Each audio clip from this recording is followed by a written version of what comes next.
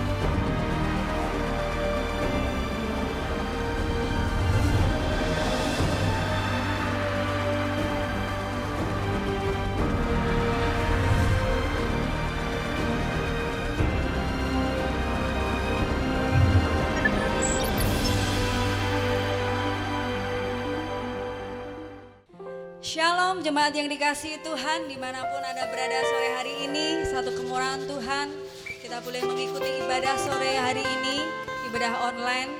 Mari kita mau buka hati kita mau satukan hati kita di dalam ibadah hari ini. Kita mau buka di dalam doa. Lebih dari apapun dan lebih dari siapapun Tuhan, kami merindukan Engkau sore hari ini. Kami merindukan lawatan-Mu Tuhan dalam kehidupan kami. Kami merindukan pertolongan-Mu Tuhan. Kami merindukan Engkau lebih dari siapapun Tuhan hadir di dalam hidup kami. Terima kasih Tuhan untuk saat-saat indah ini Tuhan. Terima kasih Tuhan, Kau sungguh baik Tuhan. Urapi kami Tuhan. Kami percaya Tuhan Engkau hadir di tengah-tengah kami. Engkau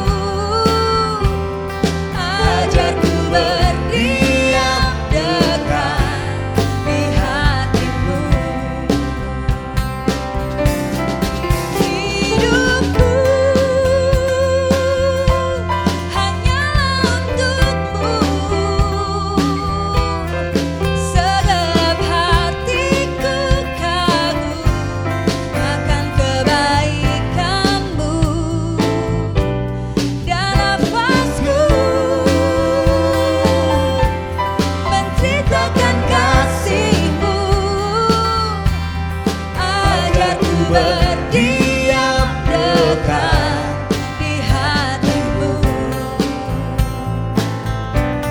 Ajarku berdiam dekat di hatimu.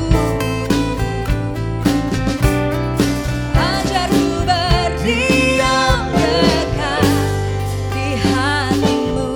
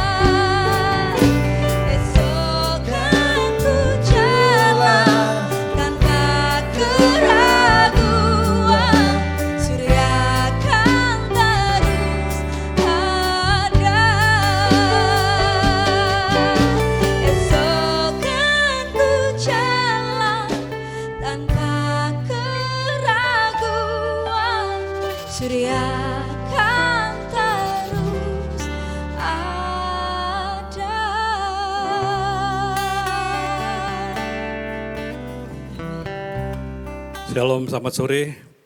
Bapak Ibu Saudara sekalian, kita masih tetap ada di ibadah online.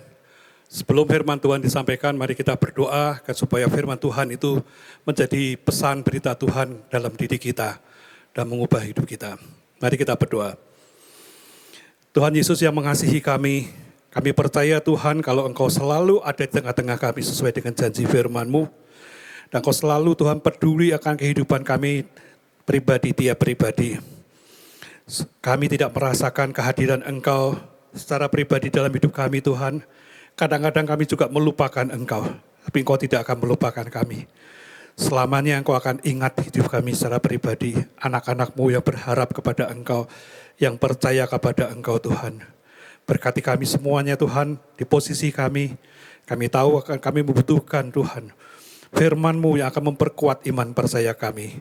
Berkati sebentar berita firman-Mu, supaya berita firman-Mu jadi berkat bagi kami Tuhan, dan membawa suatu perubahan hidup dalam hidup kami. Kami serahkan pemberitaan firman-Mu sebentar dalam kuasa, dalam nama Tuhan Yesus Kristus kami berdoa. Amin. Bapak Ibu Saudara sekalian, kita akan mengambil firman Tuhan berdasarkan 2 ayat yang ada di Mazmur pasal 84, ayat yang kelima dan ayat yang keenam. Beginilah firman Tuhan. Berbahagialah orang yang diam di rumah-Mu, yang terus-menerus memuji-muji Engkau. Selah. Berbahagialah manusia yang kekuatannya di dalam Engkau, yang berhasrat mengadakan ziarah.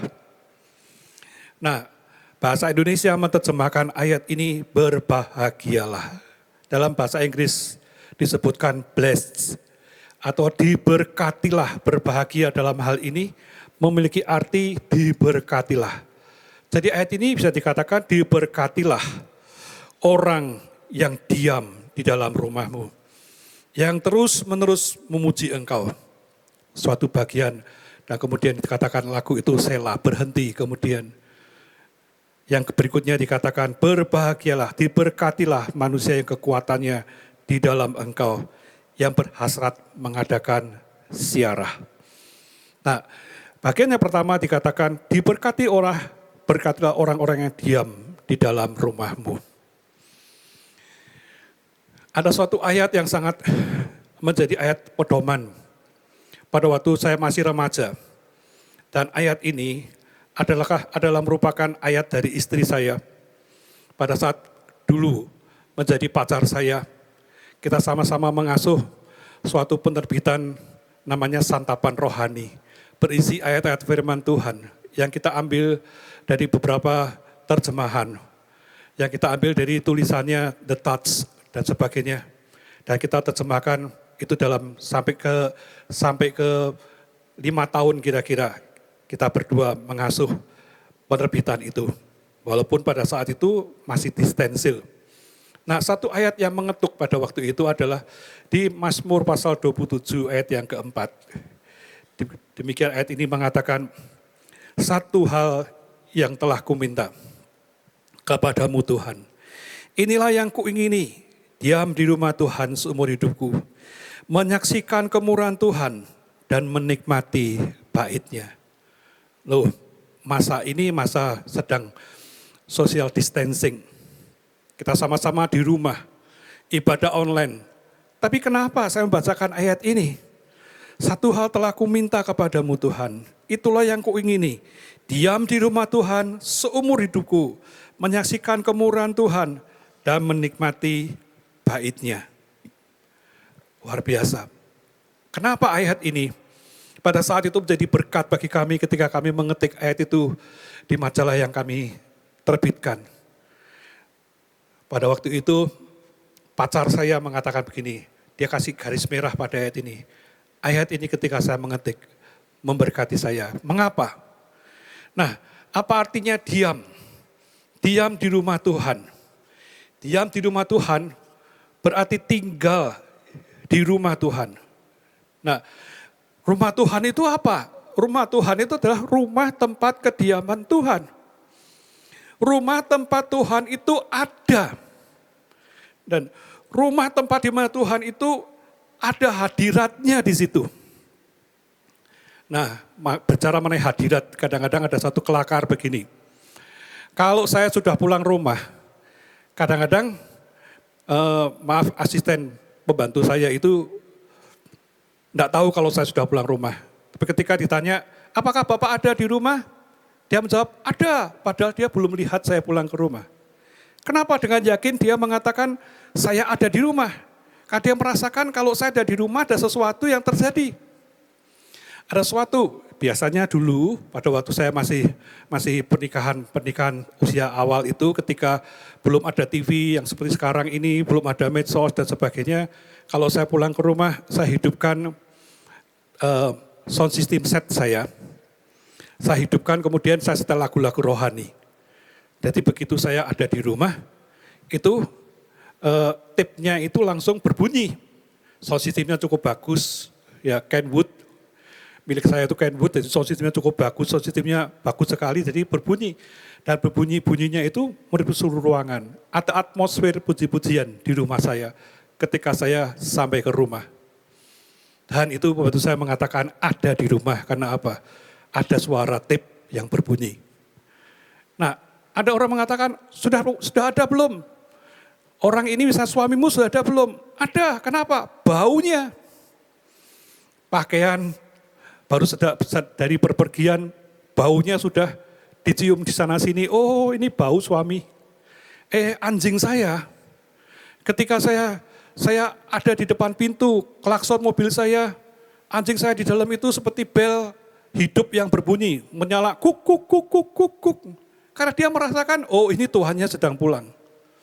Ya, saya masuk ke dalam, ekornya mengibas-ngibas dan menyala lebih seru. Dan menyambut saya, menciumi saya dan sebagainya. Nah, ada sesuatu, itu namanya kehadiran. Nah, di dalam rumah Tuhan ada kehadiran Tuhan. Atau saya bisa katakan ada namanya hadirat Tuhan dalam diri kita. Hadirat Tuhan itu menyatakan bahwa Tuhan itu hadir dalam rumah Tuhan. Satu hal yang ku minta kepada Tuhan, itulah yang ku ingini. Adalah Tuhan hadir dalam hidup saya, dalam hidup kami, sepanjang umur hidupku. Sepanjang umur hidupku Tuhan itu hadir dalam hidupku.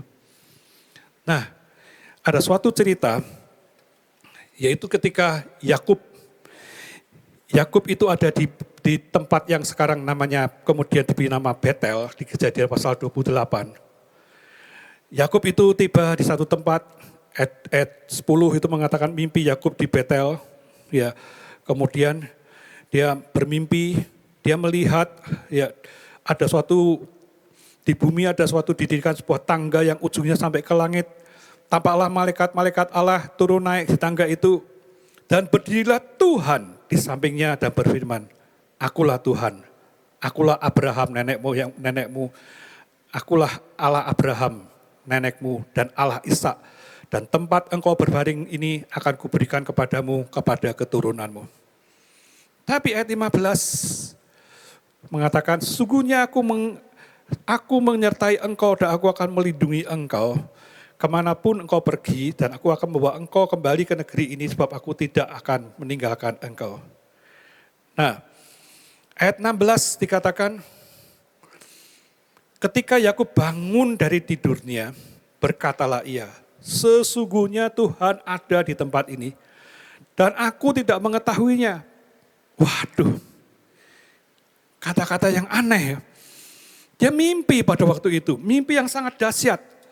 Dia katakan mimpi itu mengatakan ada Tuhan di tempat ini. Tapi aku tidak tahu karena itu hanya mimpi.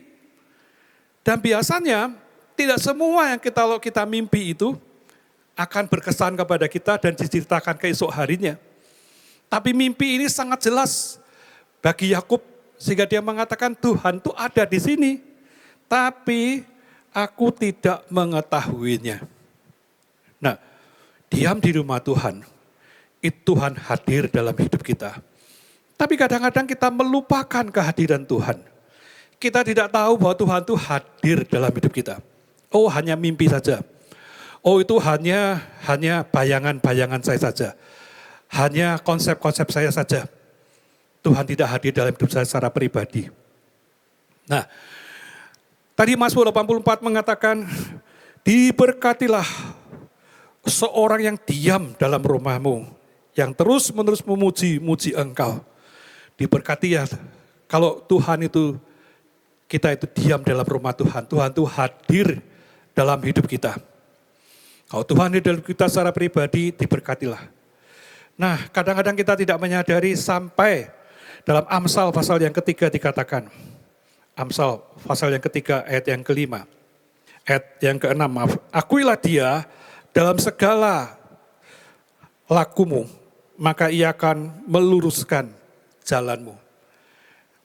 Amsal mengatakan hal ini, bahwa kita harus mengakui dia, mengakui Tuhan, ya, dalam segala laku kita, tingkah laku kita. Kalau Tuhan itu hadir dalam hidup kita secara pribadi, Tuhan itu hadir di mana-mana.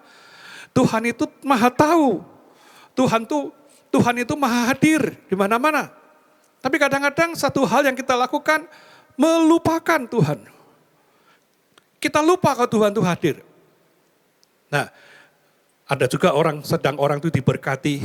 Kadang-kadang mengatakan kalau orang sedang diberkati, sedang dalam kondisi yang puncak, harapan-harapannya tercapai, dia lupa kepada Tuhan. Tapi ada orang juga yang tidak diberkati, sedang dalam masalah yang besar. Bahkan mungkin masalah itu menyangkut mati hidupnya.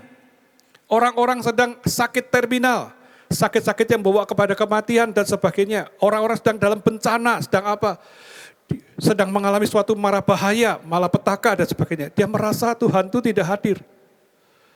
Dia merasa Tuhan itu tidak ada. Dia melupakan Tuhan. Dia lupa. Dulu ada satu buku, namanya Mengucap Syukur Senantiasa. Mengucap syukur senantiasa itu mengatakan, ya, bahwa dalam segala keadaan kita harus mengucap syukur. Nah, mengucap syukur itu bisa sangat kuat tatkala kita mengalami masalah. Pada saat kita mengalami masalah, telinga kita baru peka untuk mendengar suara Tuhan. Sepertinya Tuhan itu berkata dengan lantang di telinga kita, aku mengasihimu. Tapi ketika kita sedang dalam keadaan diberkati, suara Tuhan itu lembut, aku mengasihimu. Kita tidak mendengar suara Tuhan. Nah, dalam buku Mengucap Syukur Senantiasa itu dikatakan juga orang Yahudi, dalam adat mereka mengucap syukur 18 kali per hari. Dalam segala situasi, mereka itu mengucap syukur kepada Tuhan. Nah, kita kadang-kadang mengucap syukur kepada Tuhan, ini kalau kita hitung sehari berapa kali? Paling 2 kali. Waktu mau makan, terima kasih Tuhan buat makanan ini. Waktu mau tidur, terima kasih Tuhan buat hari ini, Kau memberkati kami hari ini, Kau memimpin kami hari ini, Kau menolong kami. Paling 2 kali, 3 kali, 4 kali. Tapi orang Yahudi 18 kali dalam segala keadaan. Mereka mengalami suatu masalah, mereka mengucap syukur. Tidak hanya mereka tuh mengucap syukur, kalau kita mungkin sebelum makan kita berdoa mengucap syukur. Tapi orang Yahudi selesai makan, mereka mengucap syukur kepada Tuhan. Tuhan terima kasih, kami menikmati makanan yang enak hari ini. Mengucap syukur karena Tuhan menuntun langkah-langkahnya pada hari ini. Mengucap syukur untuk segala sesuatu sampai 18 kali. Dan ada satu ayat yang memberkati saya di buku itu mengatakan begini. Dalam Mazmur 50 ayat 23. Ucapkanlah syukur itu sebagai korban. Atau artinya dalam keadaan sulit. Dalam keadaan apapun juga ucapkan syukur itu sebagai korban. Kenapa? Mengucap syukur itu sebagai tanda bahwa kita mengakui Tuhan itu hadir dalam hidup kita. Dalam setiap langkah yang kita lakukan dalam hidup kita. Every step we take. Setiap langkah yang kita ambil dalam hidup kita. Tuhan itu memberkati kita. God bless. In every text you take, we take. Yang setiap langkah yang kita ambil, Tuhan itu selalu menyertai kita. Di mana setiap langkah itu kita mengucap syukur kepada Tuhan.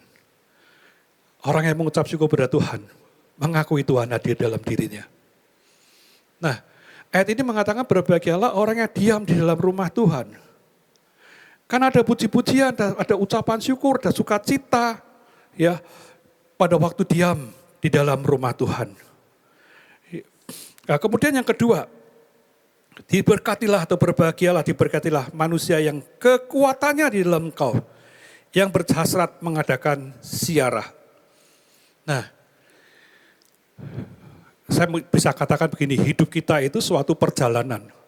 Perjalanan apa dari hidup kita itu? Itu adalah perjalanan rohani, ziarah. Ziarah itu perjalanan rohani.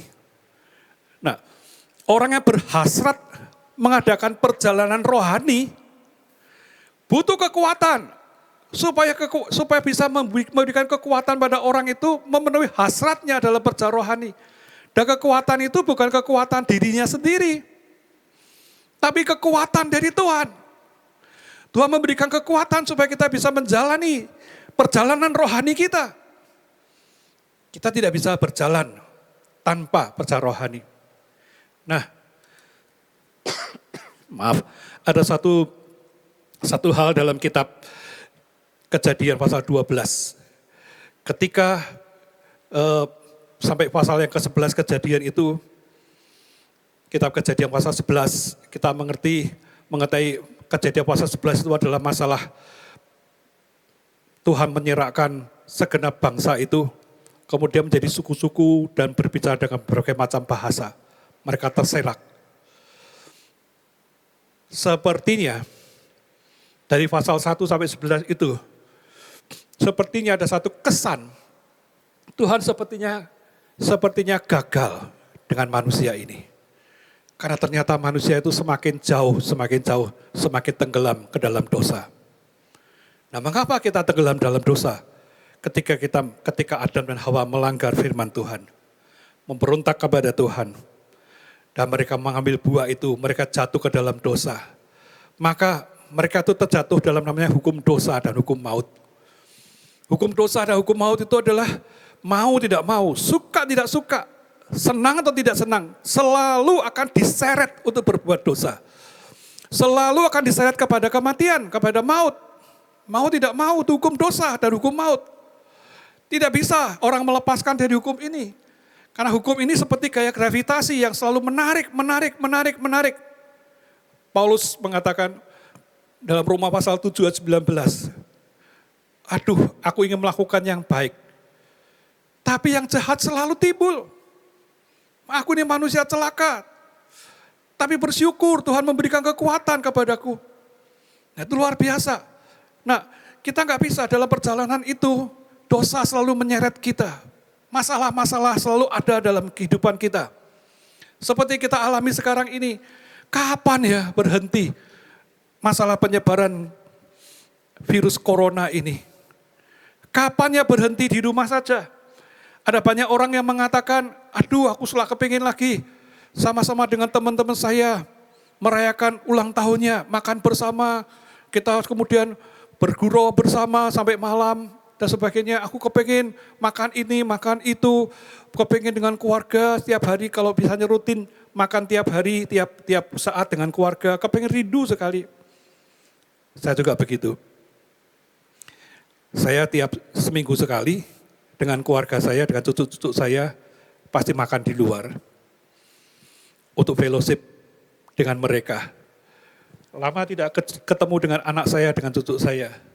Kalau ketemu mereka turun dari mobil dan mereka teriak, engkong, emak.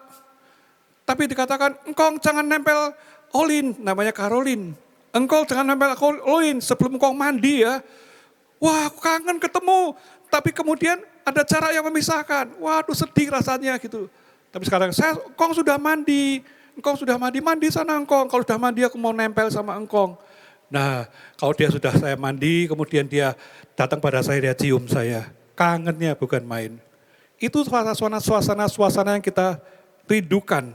Tapi belum terjadi suasana-suasana yang seperti itu. Ya, suasana seperti itu kita dalam masalah-masalah yang seperti itu. Kita sedang dalam masalah besar. Nah, ketika kita ada dalam masalah besar, kita mau tidak mau terjerumus dalam masalah-masalah yang besar. Semakin bertambah terjerumus masalah besar.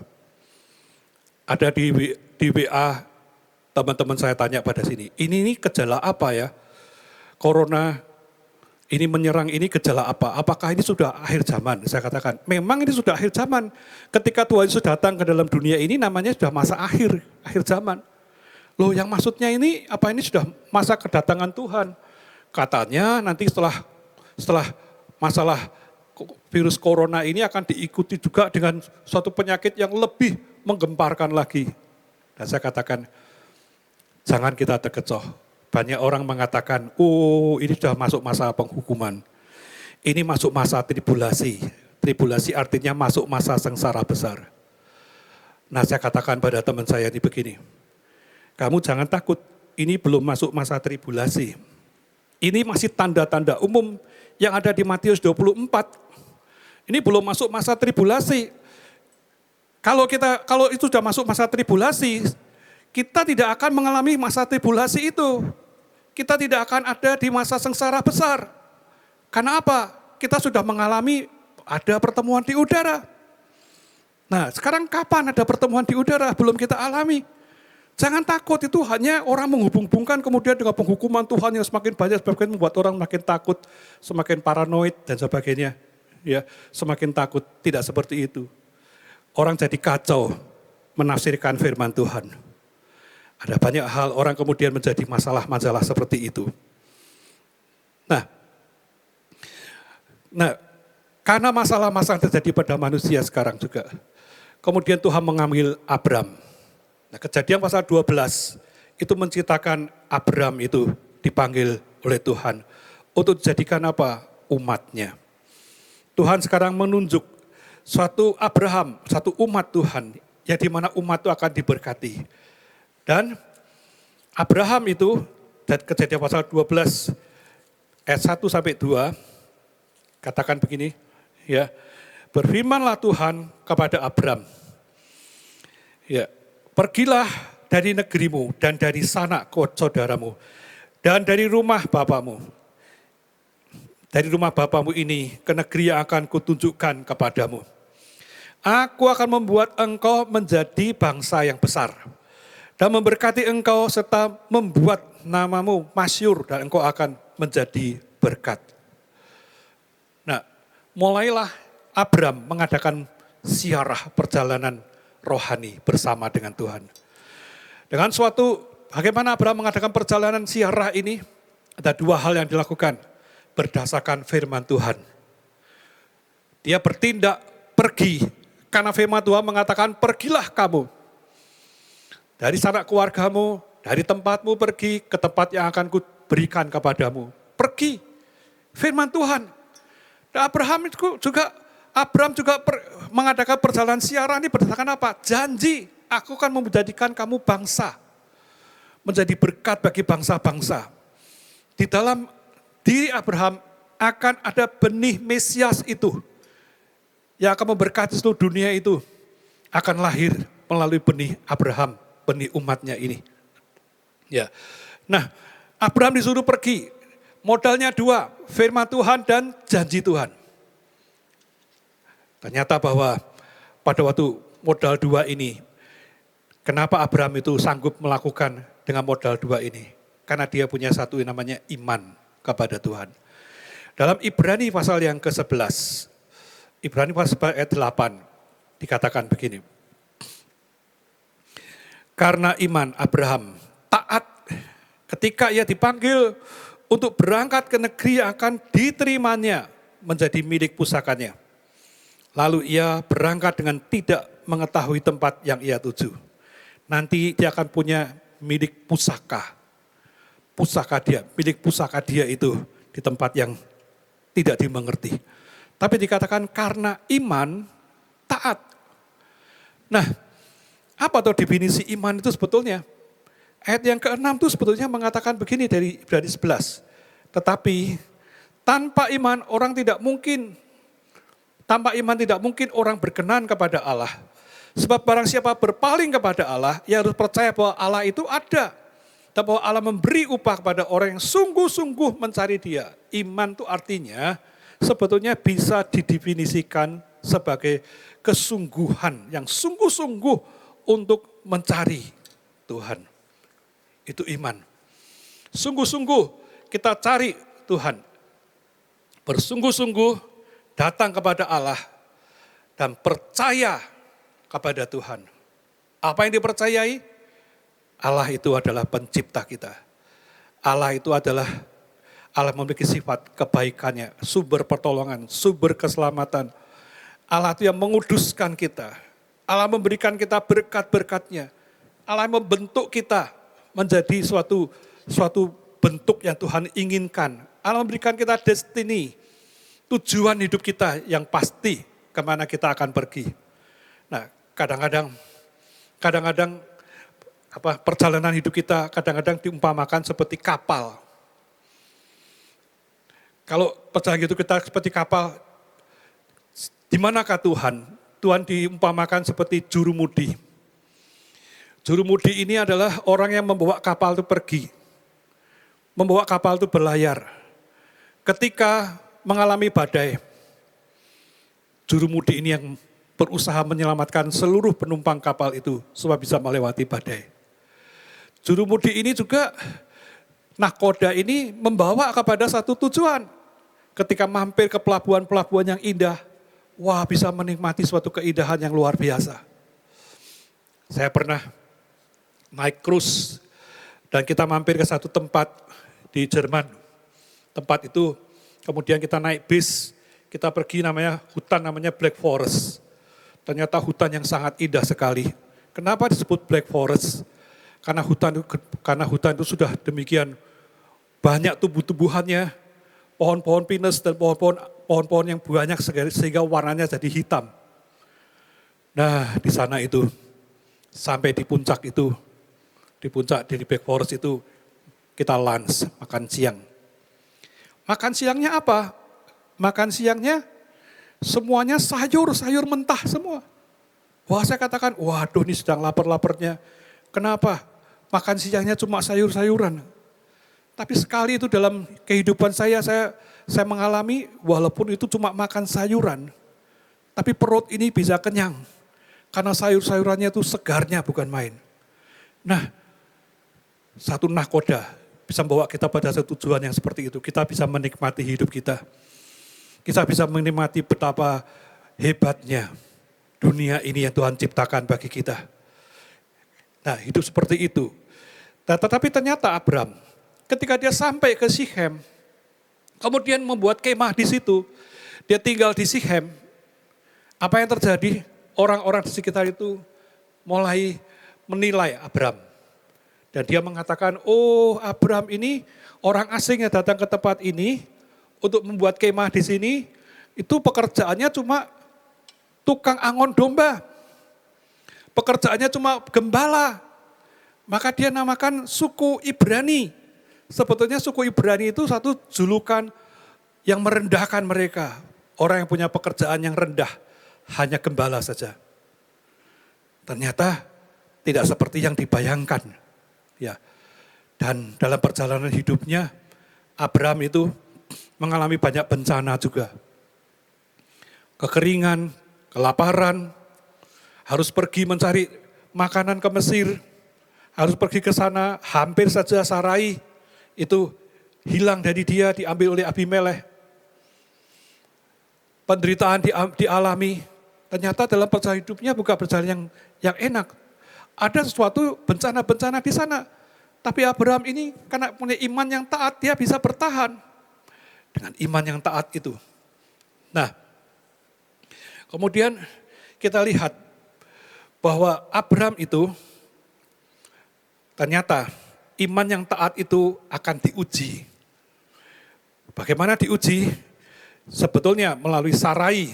Dia menunggu kapankah Sarai itu bisa melahirkan seorang anak. Sudah menunggu demikian lama, ayat yang ke-11 mengatakan, karena imannya juga Sarah beroleh kekuatan untuk menurunkan anak cucu walaupun usianya sudah lewat. Karena ia menganggap dia yang memberikan janji itu setia. Nah, dengan imannya dia mengatakan bahwa dari Sarah akan lahir anak walaupun sudah tua. Iman yang taat itu tetap taat bahwa janji Tuhan bahwa dia akan menjadi bapak bangsa yang besar. Tapi ternyata kalau kita lihat ayat berikutnya, ayat 17, karena iman Abraham tatkala ia dicobai, mempersembahkan Ishak yang telah menerima janji itu rela mempersembahkan anak yang tunggal. Walaupun kepadanya telah dikatakan keturunan yang berasal dari Ishaklah yang akan disebut keturunanmu. Luar biasa. Ketika ketaatan Abraham itu dicobai, dia tetap lolos dari percobaan itu. Dia tetap percaya. Nah, satu iman Abraham itu adalah iman disertai dengan ketaatan. Tapi ada satu iman lagi yang Abraham miliki. Iman disertai dengan satu pengharapan. Nah, ayat yang ke-10 dikatakan dari pasal 11. Sebab ia menanti-nantikan kota yang mempunyai dasar yang direncanakan dan dibangun oleh Allah. Dia menanti-nantikan, ada satu pengharapan. Tadi saya katakan Abraham tidak diterima. Bahkan Abraham direndahkan karena dia cuma tukang gembala saja. Tapi dia punya satu pengharapan, dia menantikan satu kota. Dan kota itu memang tidak terwujud. Tapi kota yang dinantikan itu adalah kota yang dalam kekekalan. Surga itu, Yerusalem baru yang turun dari surga itu. Kota yang penuh dengan damai. Kota yang kekal. Kota di mana dia bisa ketemu dengan Tuhan. Kota di mana dia bisa hidup bersama-sama dengan Tuhan.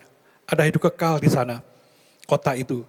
Jadi imannya itu, di samping iman disertai ketaatan, iman disertai dengan pengharapan. Nah, pengharapan itu apa? Ada satu definisi pengharapan yang saya kutip begini.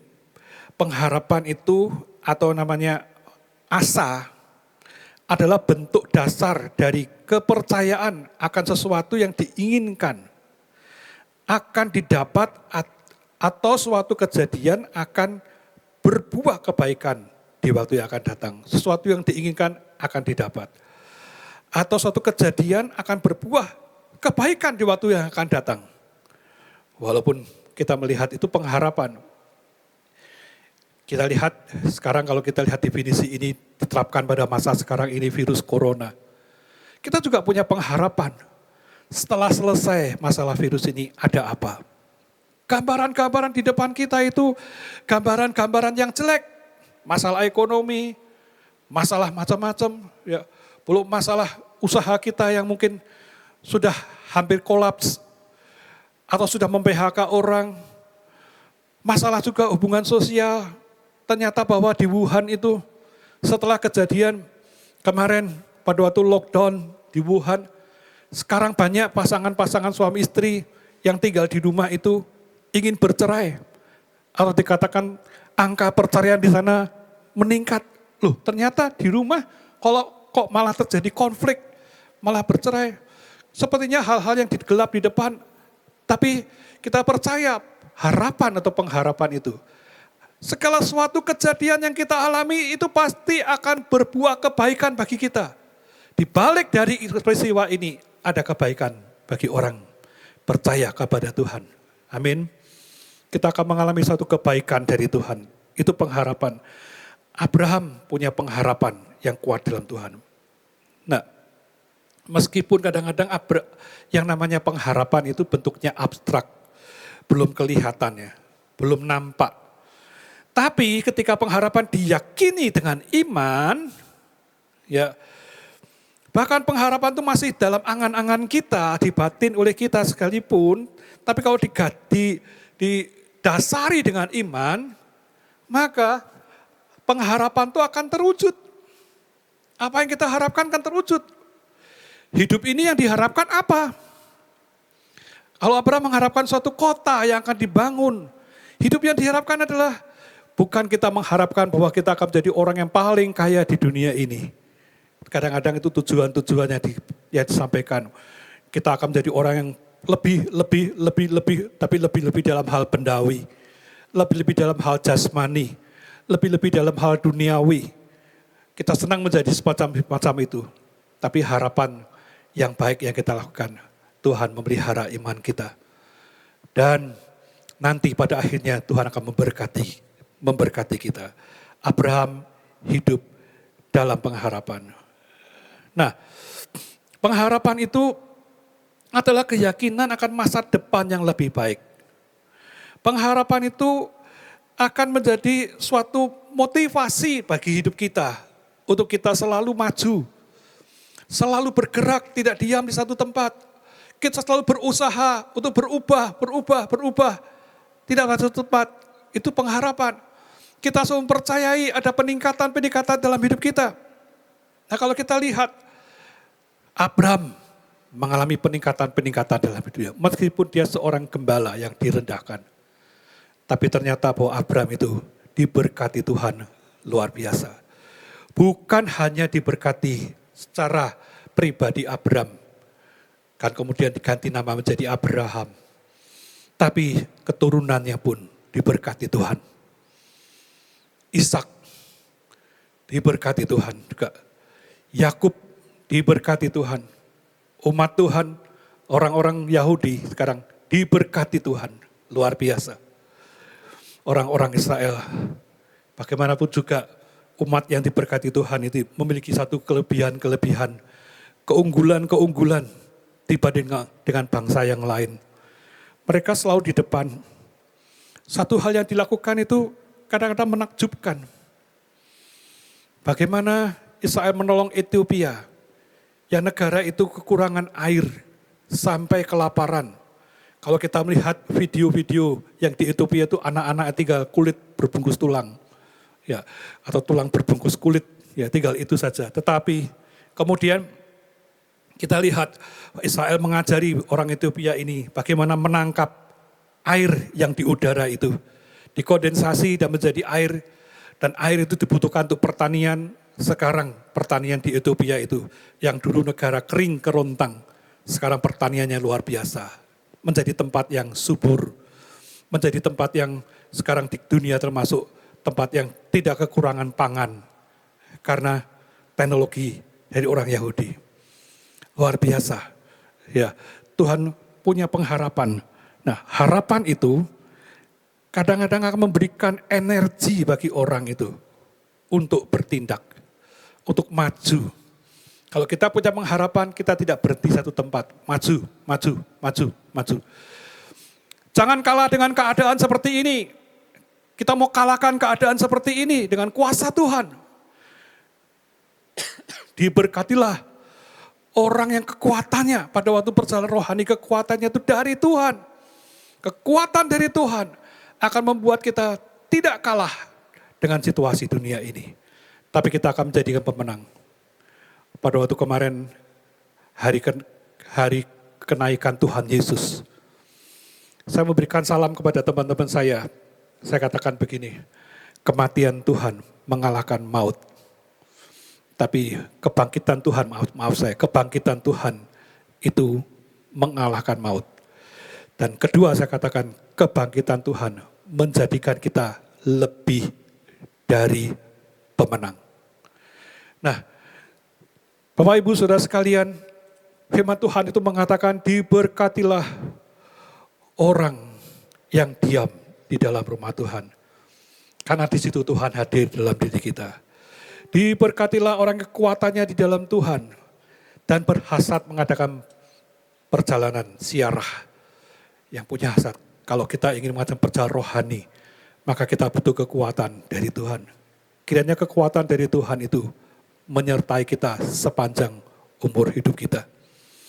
Tetap bersandar pada Tuhan dalam situasi semacam ini. Tetap percaya kepada Tuhan, milikilah iman serta ketaatan. Milikilah iman serta pengharapan kepada Tuhan yang kuat. Dan Tuhan pasti tidak akan mengecewakan apa yang kita alami. Tuhan memberkati kita semuanya pada sore hari ini. Mari kita berdoa. Terima kasih Tuhan. Kami ucap syukur untuk firman-Mu yang sederhana. Kau berkati akan firman-Mu menjadi berkat bagi kami Tuhan. Kami tahu Tuhan, sama seperti Abraham yang menjadi contoh bagi kami pada saat ini Tuhan.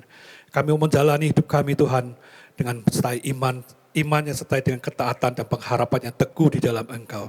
Segala sesuatu boleh kami lewati, segala sesuatu boleh kami lakukan Tuhan. karena Engkau satu menyertai kami dan berikan kekuatan pada kami. Kuatkanlah jemaat-Mu di tempat mereka berada Tuhan. Dimanapun di rumah, di tempat mereka, di keluarga mereka, Tuhan mari Kau kuatkan hidup mereka. Firman-Mu akan menjadi kekuatan bagi mereka. Terima kasih Tuhan. Serahkan semua dalam kuasa-Mu Tuhan, di dalam nama Tuhan Yesus Kristus. Amin. Tuhan berkati kita. Puji Tuhan. Sidang jemaat yang diberkati dan kasih Tuhan, kita sudah mendapatkan kekuatan melalui kebenaran firman Tuhan yang disampaikan oleh Bapak Pendeta Heri Susanto, di mana Roh Kudus boleh memberikan semangat yang baru dalam kehidupan kita. Oleh sebab itu jangan lupa saudara, nanti pada hari Minggu yang akan datang tanggal 7 Juni baik jam 9 pagi maupun jam 6 sore kembali kita mengadakan ibadah online saudara. Dan nanti Minggu sore yang akan datang ibadah online akan dilayani oleh Bapak Pendeta Joko Sembodo. Kami undang Anda bisa ikut serta bersama kami dalam ibadah online sore yang akan datang. Puji Tuhan saudara, mari kita akhiri di dalam doa. Kami mengucap syukur kepadamu ya Tuhan, karena hari ini kami boleh disegarkan melalui kuasa firman Tuhan dan kuasa Roh Kudus yang mengalir dalam kehidupan kami. Kami percaya Tuhan memberikan kekuatan, Tuhan memberikan kemenangan kepada kami, sehingga kami boleh senantiasa ada dalam penyertaan Allah selalu. Tuhan Yesus, berkatilah anak-anak-Mu dalam usaha mereka, dalam pekerjaan mereka. Yang sakit pun Tuhan jamah, Tuhan berkati. Mujizat boleh terjadi di dalam nama Yesus Kristus. Tuhan akan nyatakan kuasa dan mereka boleh disembuhkan oleh Allah. Berkati mereka yang sekolah kuliah, berkati yang berumah tangga, suami, istri, orang tua dan anak-anak. Ikat dengan tali cinta kasih-Mu ya Allah, supaya hadirat Tuhan selalu ada menyertai rumah kami. Terima kasih ya Bapa, berkati anak-anak-Mu Tuhan, kami tidak mengakhiri ibadah ini. Berkati mereka dengan penyertaan anugerah Allah yang limpah. Karena itu yang jemaat diberkati Tuhan, mari kita menerima berkat kali bersama-sama. Biarlah berkat rahmat Allah Bapa, cinta kasih kemurahan Tuhan Yesus Kristus, serta persekutuan dari Roh Kudus menyertai sidang jemaat sekalian. Mulai saat ini sampai Maranatha, Tuhan Yesus Kristus datang kembali yang kedua kalinya. Di dalam nama Tuhan Yesus Kristus kami mengucap syukur, kami berdoa. Haleluya, amin. Saat ku renungkan kesetiaan-Mu, esok kan ku jalan tanpa keraguan, Dia akan terus Langkah-langkah persiapan ibadah online dengan perjamuan kudus. Mula pertama, persiapkan terlebih dahulu perlengkapan perjamuan kudus sebelum ibadah online dimulai. Dua unsur yang harus ada dalam perjamuan kudus adalah unsur makanan yang dapat berupa roti, biskuit atau kue kering, dan unsur yang kedua adalah unsur minuman yang dapat berupa air teh, air sirup ataupun air mineral. Persiapkanlah kedua unsur tersebut secukupnya, dan ikutilah ibadah online dengan kesungguhan hati, memuji Tuhan dan mendengarkan firman Tuhan. Apabila telah tiba saatnya untuk melaksanakan perjamuan kudus, kepala keluarga akan membagi-bagikan perjamuan kudus kepada seluruh anggota keluarganya. Berdoalah terlebih dahulu dan terimalah perjamuan kudus dengan ucapan syukur.